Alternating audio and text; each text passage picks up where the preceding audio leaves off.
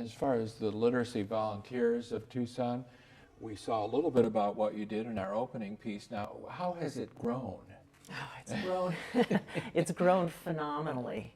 I was on your program a while back, a year and a half or so ago, talking about how we made the decision to leave state funding so we could better serve our low-level students. Talk about flying on your own. Right? Yes. When we left state funding, we were serving 550 adults a year, roughly. Right now, we still have, 4 or 5 months in this academic year, and we've enrolled 1,300 students so far this year. So we are just stretched to the nth degree, and just the community's been wonderful. Volunteers keep coming. We need them to keep coming. Donors have been wonderful. We need them to keep coming, and because the students are coming out of the woodwork. Well, let's turn it back to Dr. Gilliland as far as this importance and the problem. Are we unique in Tucson in having this literacy challenge, if you will? That's a really good question. We're not unique. In fact, if you just do the averages, we're more or less at the national average, maybe a little below in the proportion of English, non-English speakers. The fact of the matter is this is an American issue, and one of the things that excites me, and the reason I'm committed to this, is Tucson can lead. We can lead in this nationally and create a model for others because of this coalition. And the power that has come together over the last year and a half out of the Tucson Regional Town Hall. And what I like to say, Bill, is Tucson flourishes because we lead in literacy. So just picture that saguaro just blooming, those flowers just coming out, whether that's an individual who's learned to read or whether that's a city who now has a workforce that people want and are moving here and expanding here because of it. Betty Khalil-Knott, how serious is the problem for the youngsters in this community? It's quite serious. As we know, the economy is causing... It's gone south. Gone south, yes. And so our problems have increased dramatically. We have gotten telephone calls at Reading Seed from all of the 9 school districts that we're in, telling us that they expect within the next school year that we're going to be significantly impacted with our program. And so we need more coaches. We need more volunteers to train. On the other flip side, we're getting a great deal more of these used books to recycle and get out to the community. Where we used to give maybe 600 to 800 books in a year, we're now up to about 1,500 recycled books a month. And again, that's all done with senior volunteers that help us, and college volunteers, and high school volunteers. So we're trying to coordinate efforts between everybody to support each other and collaborate. And I think that's something that's very vital here with this coalition, is that we realize we're trying very much not to duplicate services, but that each and every component of literacy needs to be attacked simultaneously right now. Mm-hmm. We have no alternative. With Voices, how do the young people hear about Voices, and what do they like when they come to you, and how does it change them as far as the literacy scale? Sure. I just actually sat down with a couple of our youth this morning to talk to them a little bit more about anticipating that question. But we recruit in schools throughout Tucson. Primarily we serve low-income youth, and so we concentrate in schools that might also reach that demographic.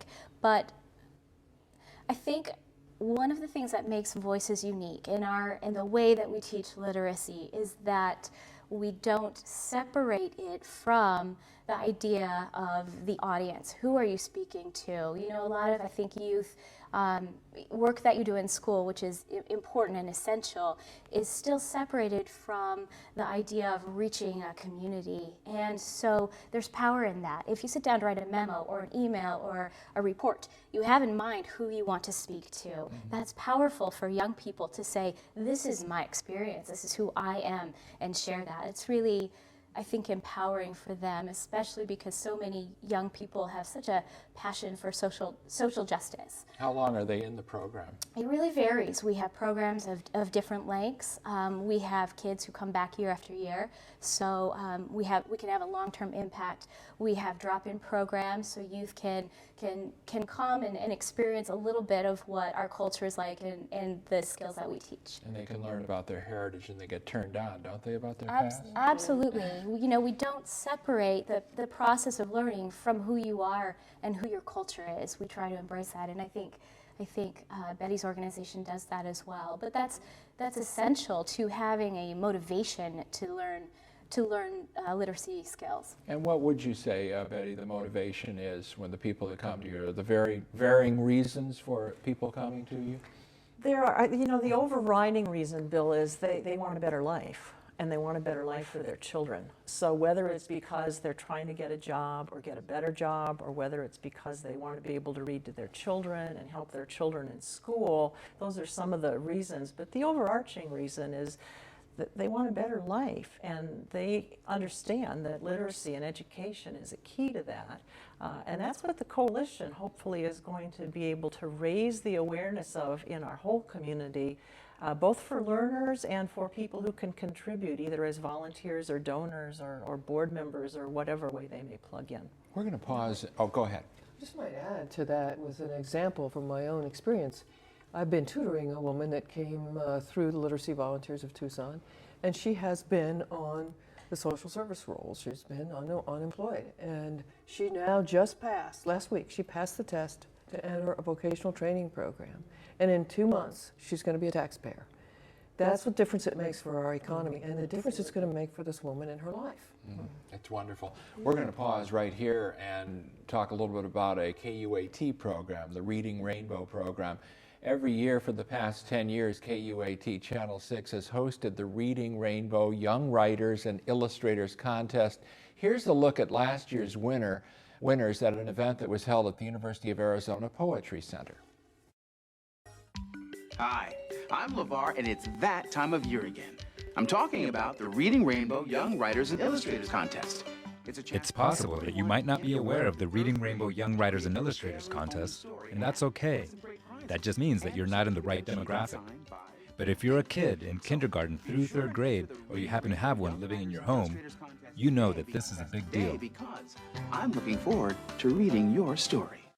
And I'd like you all to stand up and just get around. This past Sunday, the winners of the 10th Annual Young Writers and Illustrators Contest were honored at the University of Arizona. The awards took place at the Poetry Center and featured activities designed to pique the children's love of books. Olimar's Magic Violin by Nathan Vandervoort. Well, it's sort of a biography because I play the violin. I've made a story last year called The Little Soap Bubble, and then right after it was over, I thought of the magical violin.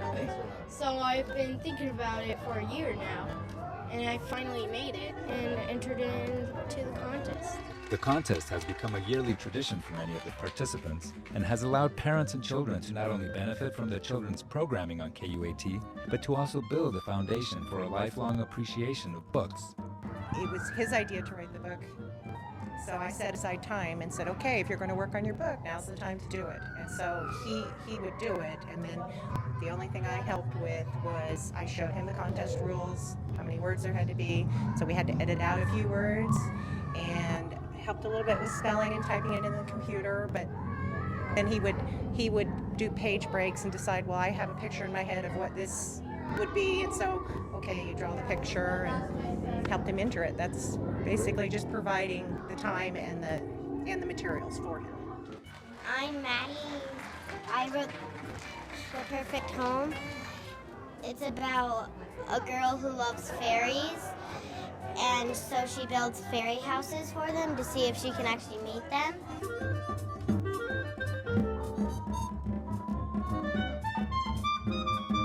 We love picture books, we love books. She loves to draw. She's my kid that loves to draw, and she reads every day, whether it's required by a school teacher or not. She reads every day, and obviously it works for her. And that's what she wants to do when she gets older. She wants to illustrate at least, and possibly write. So. I want to be a famous author, and I want to get an award on the cover. Yeah. For all these young authors and their proud families, writing and illustrating a book is a project that is not only educational, but a lot of fun and an opportunity to share an experience that will be remembered for a long time.